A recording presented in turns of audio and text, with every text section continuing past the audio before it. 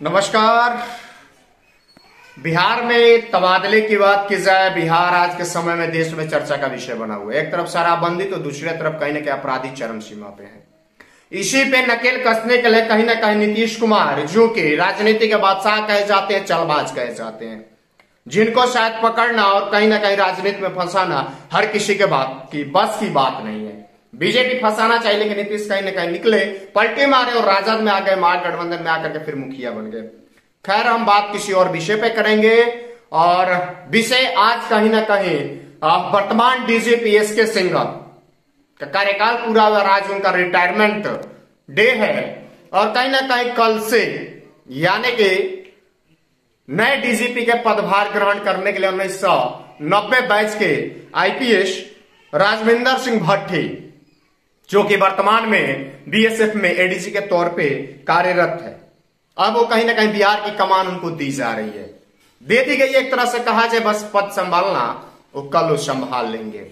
बिहार में जिस प्रकार से अपराधी खुलियाम घूम रहे हैं, हत्याएं जिस प्रकार से हो रही है, लूटमारी हो रही है, डकैती हो रही है, बलात्कार, तमाम चीज के कार्य हो, जिसपे कहीं ना कहीं राजविंदर सिंह भट्टी को कहा जाए तो बहुत कड़क मिजाज के आईपीएस अफसर के रूप में उनकी छवि रही है। राजविंदर सिंह भट्टी उस समय भी चर्चाओं में आए।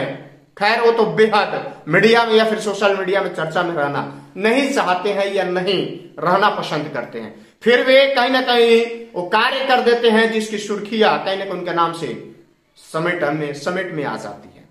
हम बात कर रहे हैं राजविंदर सिंह भट्टी 1990 बैच के आईपीएस, जो कि मूल रूप से पंजाब के निवासी है। वो सिवान में भी कार्यरत रह चुके हैं, गोपालगंज में भी रह चुके हैं, पूर्णिया में भी रह चुके हैं, मधुबनी में भी रह चुके हैं। यानी कि बिहार के ऐसे बहुत सारे जिले हैं जहां पे वो कहीं ना कहीं अपना समय दे चुके हैं बतौर एसपी के रूप में।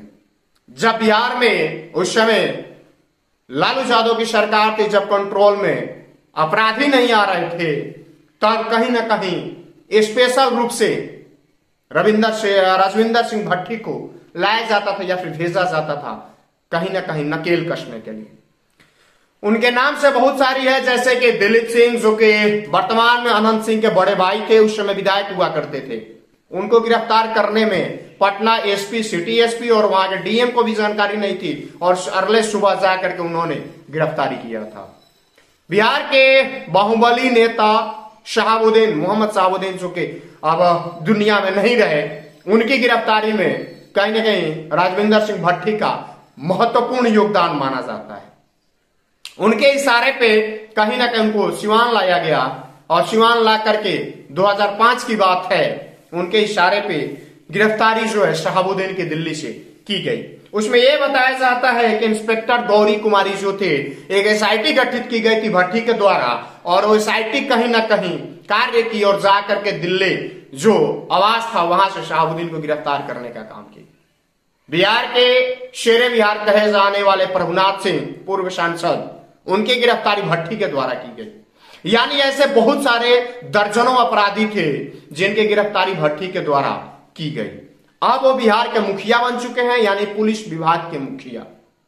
अब उनके द्वारा क्या कार्य होंगे, बिहार के सभी लोग इसी अरसे पे लगे हुए हैं कि कहीं ना कहीं बतौर एसपी के रूप में बहुत सारे ऐसे काम किए जो कि अन्य पुलिसकर्मी, अन्य एसपी नहीं कर पाए, वो भट्टी ने करके दिखाए। अब कहीं ना कहीं उनके सामने बहुत सारे चैलेंजेस हैं। एक तरफ कहीं ना कहीं शराबबंदी है और दूसरे तरफ कहीं ना कहीं अपराधी है। दो विषय है उनके पास। इसके पहले शराबबंदी, जब वो बतौर एसपी के रूप में बिहार में कार्य किए थे, तब ये शराबबंदी का मामला नहीं था। लेकिन आज उनके सामने ये भी एक महत्वपूर्ण चैलेंज है, जिसमें अभी तक मृतकों की संख्या जो है बढ़ती जा रही है, रुकने का नाम नहीं ले रही है। छपरा की बात करें शराबबंदी की, इसी दरमियान उनका पदभार ग्रहण होगा और इसी दरमियान उनकी चैलेंजेस हो गई। सुर्खों की माने तो कहीं ना कहीं पदभार ग्रहण करने से पहले एसपी के द्वारा मोस्ट वांटेड जो अपराधी है उनकी सूची उनके द्वारा मंगाई जा रही है कि जो भी मोस्ट वांटेड जिले के अपराधी है उनकी सूची उनके द्वारा मंगाई जा रही है। और ये उनका पुराना रिकॉर्ड है कि सबसे पहले जिले में जाने से पहले, यानी कि बतौर जब एसपी थे तो सबसे पहले रिकॉर्ड मंगवाते थे अपराधियों की, और रिकॉर्ड मंगवा करके सबसे पहले खंगालने का काम करते थे। आज कहीं ना कहीं फिर उनके द्वारा जो इतने भी एसपी है, यानी कि 38 जिला बिहार में सभी एसपी के द्वारा कहीं ना कहीं मंगाया जा रहा है कि जितने रिकॉर्डेड मोस्ट वांटेड अपराधी है उनकी सूची मंगाई जा रही है, और उसके पे ऊपर यानी कि कार्य कर पाते हैं या नहीं कर पाती है तो खैर आने वाला समय तय करेगा। देखना ये बिहारी 12 करोड़ बिहारियों को ये देखना होगा। लेकिन एक चीज ये भी स्पष्ट रूप से कहा जा रहा है, कड़क मिजाज के आईपीएस अफसर है 1922 के 1990 के। खैर पदभार ग्रहण कर रहे हैं, अनेकानेक शुभकामनाएं हमारे चैनल के भी तरफ से हैं, हमारे जितने भी श्रोतागण हैं उनके भी तरफ से हैं कि अगर आप कहीं ना कहीं बतौर आपको नीतीश कुमार के द्वारा डीजीपी बनाया जा रहा है तो कहीं ना कहीं आप वो कार्य करिए जिसकी अपेक्षा हर बिहार वासियों को है, उस पर नकेल कसने का काम होगा। नए डीजीपी बन रहे हैं, कार्यकाल इनका भी ये नाम में तो बहुत सारे थे, लेकिन कहीं ना कहीं इनको चुनना एक कहीं ना कहीं बिहार को बहुत बड़ा चैलेंज के रूप में उनके सामने पेश करना है, जो कि नीतीश कुमार ने कर दिया है। अब ये देखना है कि भट्टी क्या करते हैं, उन तमाम परेशानियों से कैसे लड़ते हैं, कैसे फाइट करते हैं, ये देखना है। बेहतरीन बात, जब से इनका नाम आया है तब से एक नाम बहुत उछल रहा है मोहम्मद शहाबुद्दीन का, कि उस समय कोई नकेल नहीं कस रहा था, तब शहाबुद्दीन को नकेल कसने का काम भट्टी ने किया था। वो भी सिवान में बैठ करके रणनीति बनाई और कहीं ना कहीं शहाबुद्दीन को दिल्ली से गिरफ्तार करवाए। तो ये सबसे बड़ा मुद्दा था, जो कि मोस्ट वांटेड कहीं ना कहीं बाहुबली नेता के रूप में शहाबुद्दीन को जाना जाता था, कि सबसे बड़ा बाहुबली शहाबुद्दीन के रूप में, और कहीं ना कहीं नामो निशान शहाबुद्दीन का मिटाने का काम किया अपराधियों की दुनिया से। और आज कहीं ना कहीं भट्टी डीजीपी बन रहे हैं, तो देखना यह है बेहतर कार्य इनके द्वारा होता है या नहीं होता। इनकी अनेक कथाएं हैं जिसको शायद हम बयां नहीं कर सकते, या फिर शॉर्ट वीडियो छोटी सी क्लिप में आपको नहीं बता सकते। बातें होंगी, जैसे जैसे इनके द्वारा कार्य होंगे वैसे वैसे हमारे द्वारा हमारे चैनल के माध्यम से बातें होंगी।